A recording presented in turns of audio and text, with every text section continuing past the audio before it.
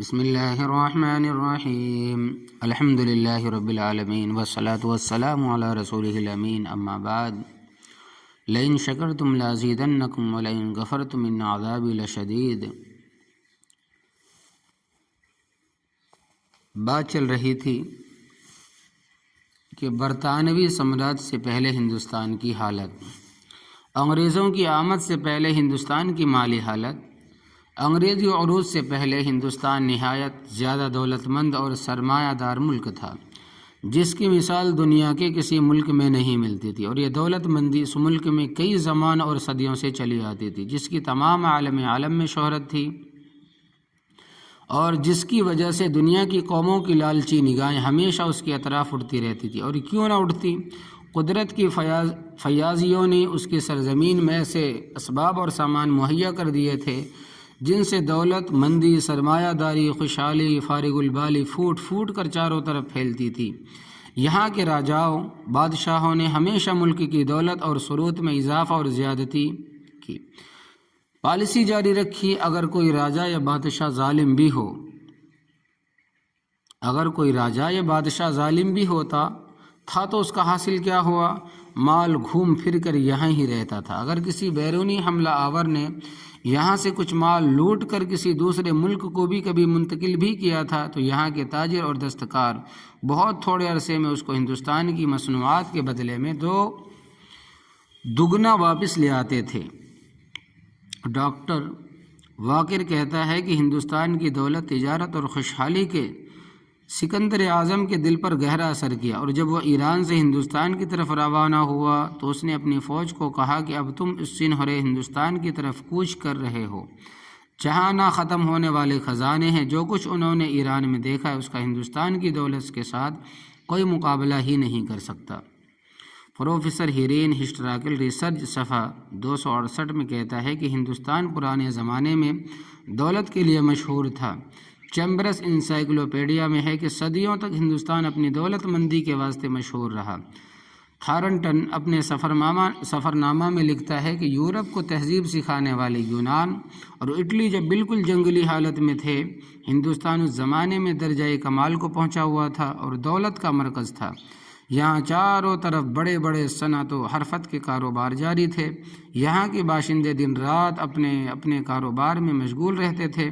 یہاں کی زمین نہایت زرخیز تھی جس سے فصل خوب پیدا ہوتی تھی۔ یہاں بڑے بڑے لائق اور کاریگر صنع موجود تھے جو یہاں کی خام پیداوار سے اتنا نفیس اور عمدہ مال تیار کرتے تھے جس کی دنیا بھر میں مانگ ہوتی تھی۔ مغرب اور مشرق کے تمام ممالک ان اشیاء کو بڑے شوق سے خریدتے تھے۔ یہاں سوت اور کپڑے اس قدر عمدہ اور باریک و نفیس اور خوبصورت بنتے تھے کہ دنیا میں کوئی ملک بھی ان کی برابری نہ کر سکتا تھا۔ فرانس کے مشہور سیاح برنیئر نے اپنی چھٹی مسٹر کالبرٹ کو ہندوستان کی نسبت لکھتا تھا کہ وہ ایک ایسی نہایت گہری خلیج ہے جس میں دنیا بھر کے سونے اور چاندی کا بڑا حصہ ہر طرف سے آ کر جمع ہوتا ہے اور بڑی مشکل ایک طرف باہر کو نکلتا ہے۔ ہندوستان نے اپنی آزادی کے لیے کس طرح جد و جہد کی منصفانہ تاریخ لکھی ہے۔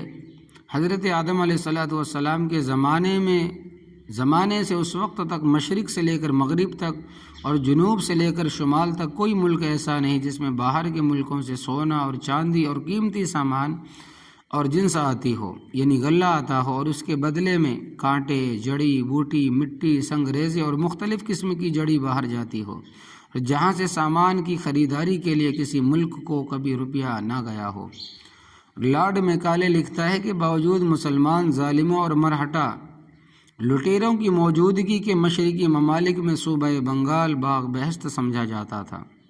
اس کی آبادی بے انتہا بڑی تھی۔ گلے کے افراد سے دور دراز کے صوبہ جات پرورش پاتے تھے، اور لندن اور پیرس کے اعلیٰ خاندانوں کی عورتیں یہاں کی کھڈیوں کے نازک ترین کپڑے زیب تن کرتی تھی۔ میجر باسو لکھتا ہے کہ رعایا کی خوشحالی اور سرمایہ داری کے اعتبار سے بھی مسلمانوں کا دور حکومت سونے کے حروف سے لکھے جانے کے قابل ہے۔ دولت مندی اور آرام و چین کا جو نقشہ شاہجہاں کے وقت میں دیکھنے میں آتا تھا بلا شبہ بے مثل بے نظیر تھا۔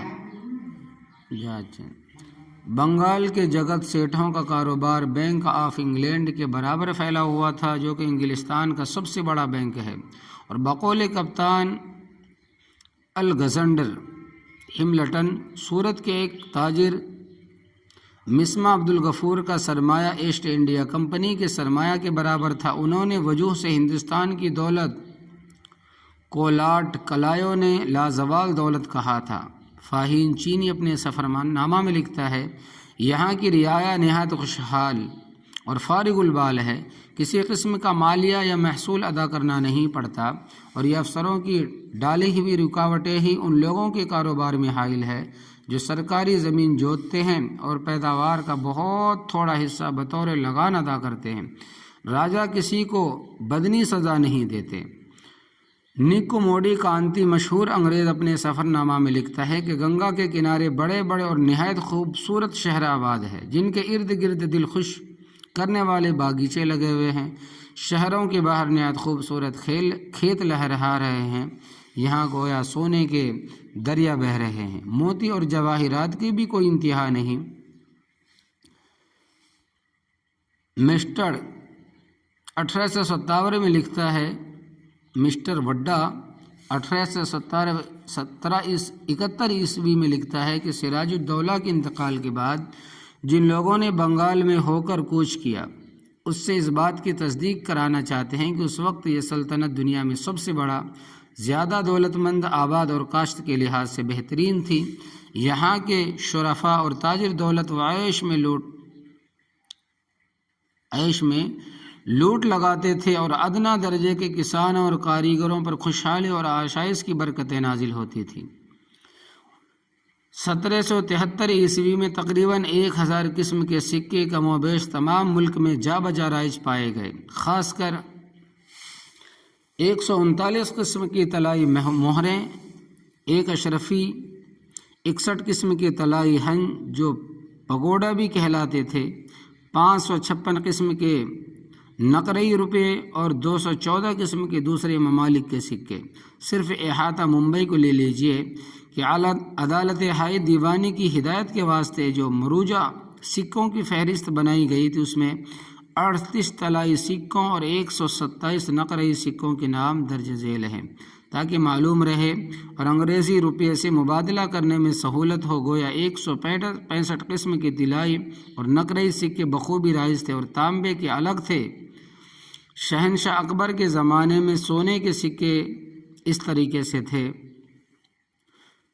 کہ مہر شاہی جس کی قیمت 1000 روپیہ تھی، 102 تولہ سونے کا تھا۔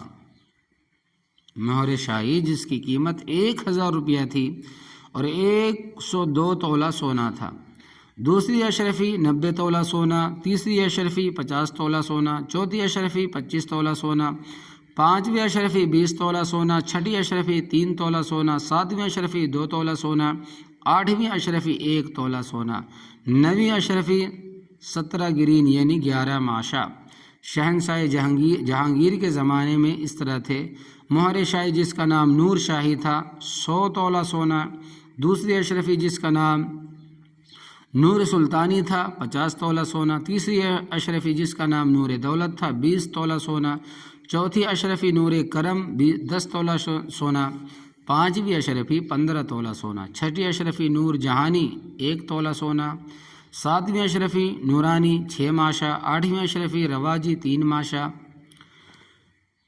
تفصیل سونے کے سکوں کی تھی۔ چاندی کے سکے بھی جہانگیر کے زمانے میں انہی اوزان کے تھے۔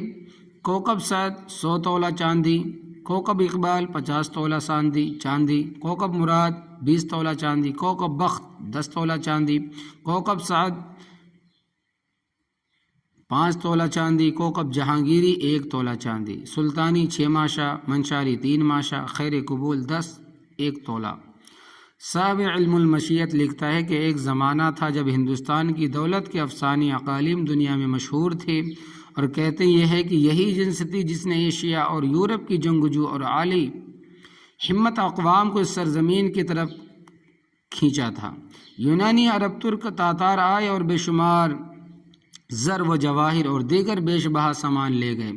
اکبر اعظم نے ہندوستان کو اپنا گھر قرار دیا اور پھر ہندوستان کی دولت ہندوستان ہی میں رہی، औरंगज़ेब आए, सल्तनत हुआ, बादशाह बने तो उसने आगरा और दिल्ली के ख़जानों की पड़ताल करने का हुक्म दिया।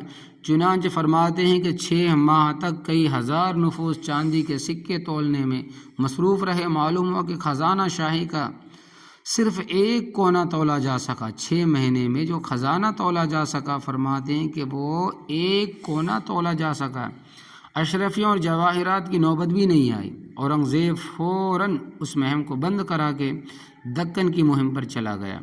मज़कूरा बाला शहादतें, उन जैसी बहुत सी शहादतें तारीख़ में मौजूद है जिनसे साफ ज़ाहिर होता है कि हिंदुस्तान कदीमी ज़माने से बहुत ज़्यादा दौलतमंद सरमाया दार मुल्क था। रोए ज़मीन में इस जैसा दौलतमंद कोई मुल्क ना था। कहते हैं कि जहांगीर औरंगज़ेब जो बादशाह था, वो जब रात को सोता था तो बहुत बड़े थैले में अशरफी लेकर सोता था, और मांगने वाले आते थे लब भर भर कर देते थे, मांगने वाले आते थे लब भर कर देते थे। फरमाते हैं कि सुबह होते होते वो पूरा ख़जाना खाली हो जाता था। फिर अल्लाह तबारक व तआला और माल देता था। तो इस वजह से कि रोए ज़मीन में इस जैसा दौलतमंद कोई ना था। सोना और चांदी, जवाहिरात, सच्चे मोती जिस कदर इस मुल्क में बकसरत लोगों के पास पाए जाते थे, इसलिए वजह से इस मुल्क को सोने की चिड़िया कहा जाता था। दूसरे मुल्क से उससे तकरीबन खाली थे। बाज़ तारीखें बतलाती है कि 1772 ईस्वी में सराफ़ों की दुकानों पर शहरों में अशरफियों और रुपयों के ढेर ऐसे लगे होते थे जैसे मंडियों में अनाज के ढेर होते थे। और यही वजह थी कि हमेशा दूसरी कौमें हिंदुस्तान का कसद करके यहाँ आती रही। यूरोपियन अक़वाम, पुर्तगीज़, डच, फ्रेंच, अंग्रेज़ वग़ैरह भी इस बिना पर समंदरी रास्तों से यहाँ बार बार आते रहे, और सभी ने यहाँ से बहुत ज़्यादा मालूमात हासिल किया। यही वजह थी कि पीटर आज़म पहला ज़ार रूस ने अपनी वसीयतों में हुकूमत रूस को वसीयत की थी कि वह हिंदुस्तान को अपने कब्ज़े में लाकर वहाँ से सोना और चांदी हासिल करे और फिर तमाम दुनिया पर उसके सरमाया के ज़रिए से हुकूमत करे। यहाँ की बसने वाली रियायत नहायत खुशहाल और फारिगुलबाल थी, नहायत आराम और चैन से ज़िंदगी बसर करती थी। यहाँ का बादशाह जश्न के दिन साल भर में 2 दफ़ा सोने और चांदी और कीमती फलजात में तोला जाता था, और जो कुछ वज़न में चढ़ता था गरीब रियाया में तकसीम कर दिया जाता था।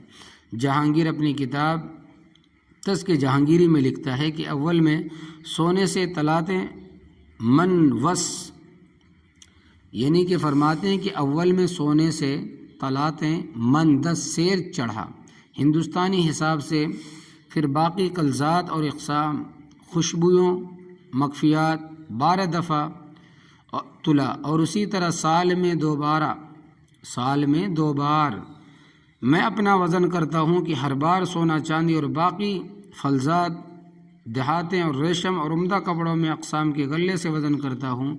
अव्वल शुरू साल शमसी में, दोबारा कमरी में, और नक़द और सामान अपने तुलने का अलग तहवीलदारों को देता हूँ, फ़ुक़रा और हाजत मंदों को तकसीम करता हूँ।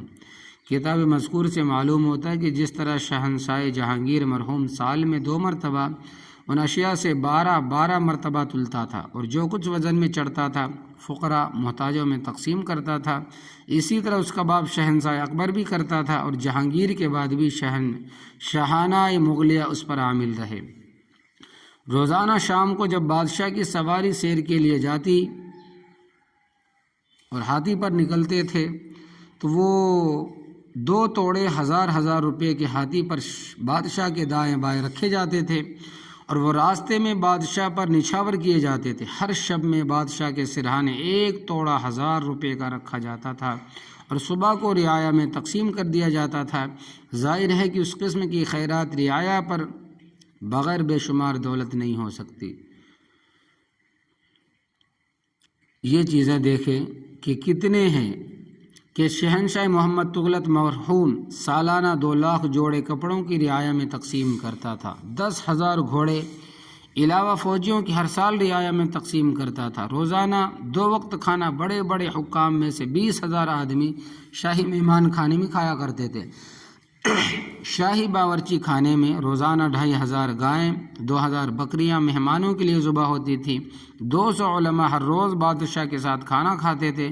शहर दिल्ली में 70 शिफा खाने आम रियाया के वास्ते जारी थी। 2000 مسافر خانے اور 1 رباطیں مسافر اور غریب الوطنوں کے لیے بنے ہوئے تھے، 1000 مدرسے تھے۔ انکنیل ڈو میران 1800 عیسوی میں لکھتا ہے کہ جب میں مرہٹوں کے ملک میں داخل ہوا تو میں نے خیال کیا کہ میں سادگی اور مسرت کے زمانے میں ہوں، جہاں فطرت اب تک غیر مبدل تھی اور جنگ اور مصیبت سے کوئی آشنا نہ تھا۔ باشندے خوش اور کبھی اور بہت زیادہ تندرست تھے، مہمان نوازی کے جذبات عام تھے، دوستوں، ہمسایوں، اجنبیوں کے استقبال کے لیے ہر چیز بطریق مساوات تیار تھی۔ مذکورہ بالا جیسی تصریحات سے ہر صوبے کے متعلق تاریخی کتابیں یورپین اور غیر یورپین مصنوفوں کی بھری ہوئی ہے۔ طوالت کے خوف سے ہم نقل نہیں کر سکتے، یہی وجہ تھی کہ ہندوستان کو پرانے زمانے میں جنت نشاں کے لقب سے ملقب کیا جاتا تھا، مگر خدا جانے اس بے شمار دولت و بے نظیر سرمایہ کو زمین کھا گئی یا آسمان اچک لے گیا یا آندھی اڑا لے گئی۔ اب ماہرین اقتصادیات جو اعداد شمار پیش کرتے ہیں ان سے ہندوستان دنیا کی ادنا سلطنت سے گرا ہوا ہے، مگر افسوس کہ ہندوستان اور ہندوستان کی بد نصیبی اور بدقسمتی نے وہ دن دکھایا کہ وہ جنت نشان ملک یورپین اور اقوام اور بالخصوص برطانوی قوم کے ہاتھوں جہنم نشان اور تمام دنیا سے زیادہ مفلوک، فاقہ مست اور محتاج ہو کر ہندوستان رہ گیا۔ انگریزوں کی آمد سے پہلے، انگریزوں کے آنے سے پہلے ہندوستان کی زرعی حالت یعنی کھیتی کی حالت، ہندوستان زیادہ پیداوار اور سستا ملک تھا۔ انگریزوں نے اس کو قحط اور کال کا مرکز اور نہایت گرا ملک بنا دیا، پیداوار بھی بہت کم کر دی، جس کی وجہ سے بہت زیادہ آبادی مر گئی۔ ہندوستان کو قدرت نے نہایت زیادہ زرخیز ملک بنایا ہے، اس میں ہر قسم کے اناجوں کی کاشت اور پیداوار کے طرح طرح کے ذرائع مہیا کر دیے، جن کی وجہ سے زمانہ قدیم سے یہاں بافراط غلہ پیدا ہوتا رہتا تھا۔ یہاں کے باشندے ہمیشہ خوشحال فارغ البال رہتے تھے۔ قحط اور کال کا نام تک ملک کے عام باشندے تقریباً نہیں جانتے تھے کہ قحط کس کو کہتے ہیں، مارا کس کو کہتے ہیں۔ اس قدر پیداوار ہوتی تھی کہ زمانے کی ارزانی سن کر نہ صرف تعجب ہوتا تھا کہ مہنگائی کس کو کہتے ہیں، بہت تعجب ہوتا تھا مہنگائی کے نام سے، بلکہ بسا اوقات گزشتہ تاریخی تصریحات کو اس زمانے کے لوگ محال اور جھوٹ سمجھنے لگتے ہیں۔ ہم پہلے مسٹر تھارنٹن کا قول نقل کر کے آئے ہیں کہ وہ کہتا ہے کہ یہاں کی زمین نہایت زرخیز تھی، جس سے فصل خوب پیدا ہوتی تھی۔ اسی طرح سر تھامس منٹرو کی ہندوستانیوں کی طریقہ کاشتکاری اور ان کی اعلیٰ استعداد کی پرزور تعریف اور ثنا و صفت ذکر ہو چکی ہے۔ ہم اس سے پہلے لارڈ میکالے کا بنسبت صوبہ بنگال یہ مقالہ بھی ہدایہ نازل کر چکے ہیں۔ باوجود مسلمان ظالموں و مراہٹا لٹیروں کے مشرقی ممالک میں بنگال باغ جنت یہ نہایت دولت مند ملک سمجھا جاتا تھا۔ اس کی آبادی بے حد اور بہت زیادہ بڑھتی تھی۔ غلے کی افراد سے دور دراز کے صوبہ جات پرورش پاتے تھے۔ لندن اور پیرس کے اعلیٰ خاندانوں کی بیویاں یہاں کی کھڈیوں کے نازک کپڑوں میں ملبوس ہوتی تھیں، جو یہاں کے عام لوگ کپڑے پہنتے تھے۔ فرماتے ہیں کہ وہ پیرس کے، لندن کے، اٹلی کے جو ان کی بیویاں تھیں، جو مہارانی تھیں، وہ کپڑے پہنتے تھے۔ ہندوستان کے اعلیٰ قسم کے کپڑے ہوتے تھے جو عام انسان پہنتے تھے۔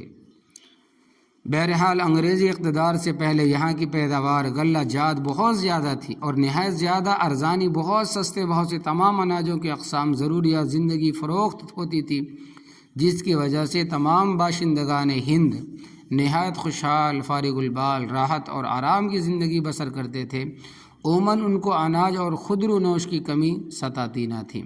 چنانچہ سر ایلیٹ ڈاوسن تاریخ ہند جلد 3 میں شہنشاہ علاء الدین خلجی مرحوم کے زمانے کا بھاؤ اس طرح ہے کہ گندم 119 سیر یعنی 2 من 39 سیر، بورا کھانڈ 15 سیر، چاول 179 سیر یعنی 4 من 19 سیر، گھی 3 سیر، چنا 179 سیر یعنی 4 من 19 سیر، لال کھنڈ 24 سیر، آڑو 119 سیر یعنی 4 من 19 سیر، سرسوں کا تیل 27 سیر۔ شہنشاہ محمد تغلق کے مرحوم کے زمانے کا بھاؤ اس طرح ہے کہ گندم فی من پختہ 9 آنے، یعنی کہ 1 من گیہوں 9 آنے میں، شالی دھان 1 من 6.25 आने, चावल फी मन 9 आने, चना फी मन 3 आने, शक्कर सफ़ेद फी मन 3 रुपये, मिस्री फी मन 3 रुपये 12 आने, यानी कि एक मन तकरीबन समझे कि 50 किलो बैल बहुत ज़बरदस्त तगड़ा मोटा 2 रुपये में। अब के ज़माने में पकड़ ले तो 70,000 80,000 का एक बैल 2 रुपये में। बकरी 1 रुपया, वो समझ लें कि 25,000 30,000 में एक बकरा आता अब के ज़माने में, जब 1 रुपये में। भैंस मोटी बहुत ताज़ी मोटी 2 रुपये में, अब पकड़ लें तो 1.5-2 लाख रुपये में। मुर्ग आधा आने में, बकरी का गोश्त आधा आना फ़ी किलो मिलता था। उसी ज़माने में इब्न बतूता हिंदुस्तान में आया हुआ था और अपने सफ़रनामा में बंगाल की सियाहत के मुतालिक लिखता है कि बंगाल में गिरानी के ज़माने में 1 रुपये का 3 मन चावल फ़रोख्त होता था और अरजानी के ज़माने में 1 रुपये का 16 मन तक चावल फ़रोख्त होता था। रुई कपड़ा 1 रुपये में 3 गज़ था। शहनशाह फिरोज़ तगलुक के ज़माने का भाव इस तरह कि गंदुम 1 मन 4.25 आने, जौ 1 मन 3 आने, घी फी सेर 3 आने, चना 1 मन 2.5 पैसा। शहनशाह इब्राहिम लोधी मरहूम का ज़माना, गल्ला फ़ी रुपया 10 मन, 1 रुपये में 10 मन, घी 1 रुपये में 5 सेर, कपड़ा फ़ी रुपया 10 गज़। एक ख़ानदान इज़्ज़त के साथ 5 रुपया माहवार बसर करता था। एक सवार माँ घोड़ा और 27 घोड़े का निगहबान और सिपाहियों के आगरा से दिल्ली तक 1 रुपये में सफ़र करता था। अल्लाहु आलम। शहनशाह अकबर मरहूम के ज़माने का भाव, गेहूँ 1 मन 8 आना, जौ 1 मन 5 आना, शाली धान 1 मन 5 आना 12.25 आना, चना 1 मन 5 आना, मूंग 1 आना 1 मन 11 आना, माश फ़ी मन यानी 1 मन 10 आना, मोठ फ़ी मन 6.25 आना, शक्कर सफ़ेद 3 रुपये 12 आने, शक्कर सुर्ख फ़ी मन 1 रुपया 14 आने यानी जिसको हम गुड़ कहते हैं।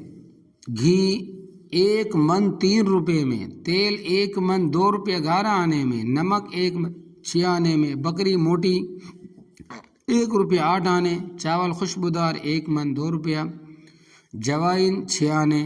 अब देखें कि अल्लाह तबारक व ताला ने कितनी बरकत रखी थी। दूध 15 आने में 1 मन, गुड़ 1 रुपया 7 आने, अकबर दूसरे ज़माने का भाव। अब देखें कि टॉमस कोराड जो कि 1612 में आया था, कहता है कि 1 आना रोज़ में एक आदमी नहायत आराम से बसर कर सकता था।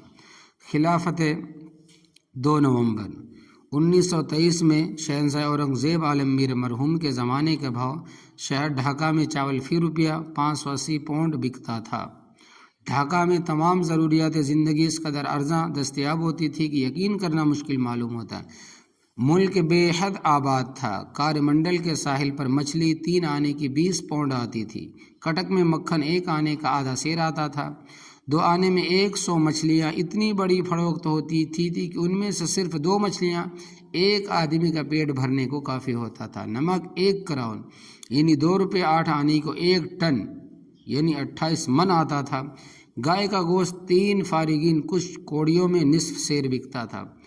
आईन अकबरी में जो कीमतों के मुतालिक आदात शुमार दर्ज है उससे वाज़ेह होता है कि 16वीं सदी के आखिर में शुमाली हिंदुस्तान में बिलखुसूस दारुसल्तनत के आसपास सन 1910 ईस्वी नरखों के हिसाब से सामान खुदरुनोश कम अज़ कम 8-7 गुना, रोगनियात कम अज़ कम 12-10 गुना और कपड़ा कम अज़ कम 9 या 5 गुना अर्जा था। अलबत्ता धात का सामान कुछ ऐसा अर्जाना था और विलायती चीज़ें जिनसे आज बाज़ार पड़े पड़े हैं बमुकाबला कहीं गिरा थी। आम कीमतों का लिहाज कर दे उसमें कोई शक नहीं है। 1600 ईस्वी के रुपये की कदर व कीमत 1912 के रुपये से कम अज़ कम 7 गुना या 6 गुना ज़्यादा थी और सन 1920 के रुपये से कम अज़ कम 12 गुना 10 गुना ज़्यादा। गोया अकबर के अहद में सिर्फ 5 रुपये माहाना आमदनी के गरीब आदमी उस खुशहाली से बसर करता था कि आज 50 रुपये वाले बसर करता था कि आज 5000 वाले को वो बातें नसीब नहीं है जो 10 रुपये का मुलाजिम था। आजकल 100 روپے کمانے والے سے کم نہ تھا، یعنی کہ 1000 روپے کمانے والے سے کم نہ تھا جس کو 100 ملتے تھے، وہ آج کل 50,000 والے سے زیادہ آرام اٹھاتا تھا۔ حالانکہ روپے کی نوعیت میں شکل و صورت کے سوا فرق نہیں آیا، وہی چاندی روپیہ جو جب تھا سو اب ہے، لیکن قدر و قیمت میں زمین و آسمان کا فرق ہو گیا۔ یہ فرق بھی 1857 کے بعد سے جب کہ سرکار انگریزی کا باقاعدہ دورہ شروع ہوا بہت زیادہ بڑھ گیا۔ اس سے قبل بھی فرق تھا مگر کم قدر۔ زر کی یہ تخلیق ملک کے حق میں بحیثیت مجموعی مضر ہے، یہ مفید، یہ ایک جداگانہ بحث ہے جس کا بیان صرف دولت میں زیادہ بار محل ہوگا۔ یہاں صرف جتانا مقصود تھا کہ اگرچہ بظاہر روپیہ وہی رہا، لیکن گزشتہ 3 صدی اور بالخصوص گزشتہ 6 سال میں یعنی جنگ کے زمانے سے اس کی قدر و قیمت میں بہت کمی ہو گئی۔ اس تبدیل کے اسباب ان کی تشریح فوجیہ مسئلہ گرانی قدر زور سے متعلق ہے، یہاں تفصیل کی گنجائش نہیں۔ یہ مذکورہ بالا حساب صاحب مشیع الہند نے 1920 کی قیمتوں سے کیا ہے، جبکہ تمام سامان خضر و نوش وغیرہ بنسبت موجودہ زمانہ 1940 سے لے کر 1947 تک کے چگنا یہ اس سے زیادہ ارزاں تھا۔ اگرچہ آج کے مقابلے پر حساب کیا جائے تو یقیناً 5,000 روپیہ ماہوار آمدنی والا اکبر کے زمانے آج کل کے 200 روپیہ پانے والے اور 10 روپیہ ماہوار آمدنی والا اس زمانے میں آج کل کے 4,000 روپیہ حاصل کرنے والے اور 100 روپیہ آمدنی والا آج کل کے 40,000 کی آمدنی والے سے زیادہ آرام اٹھاتا تھا۔ سونے اور چاندی کا فرق بھی نہایت ممتاز نظر آتا ہے۔ اکبر کے زمانے میں مہر و شاہی جس کا وزن 102 تولہ ہوتا تھا، یعنی 1 کلو 200 گرام ہوتا تھا، 1,000 روپے کی ہوتی تھی، یعنی سونا اس وقت میں 10 روپیہ تولہ تھا، اگر پکڑا جائے تو وہ کئی کروڑ روپیوں کا ہوتا ہے۔ حال ہندوستان انگریزی عروج اور اقتدار سے پہلے نہایت ارزاں اور سستا والا ملک تھا۔ اس میں اناج اور تمام ضروریات زندگی بالخصوص خضر و نوش کی اشیاء کی نہایت زیادہ کثرت اور ذانے تھی۔ یہاں کے باشندے نہایت چین آرام کی زندگی بسر کرتے تھے، مگر بقول شاعر چلی سمت غیب سے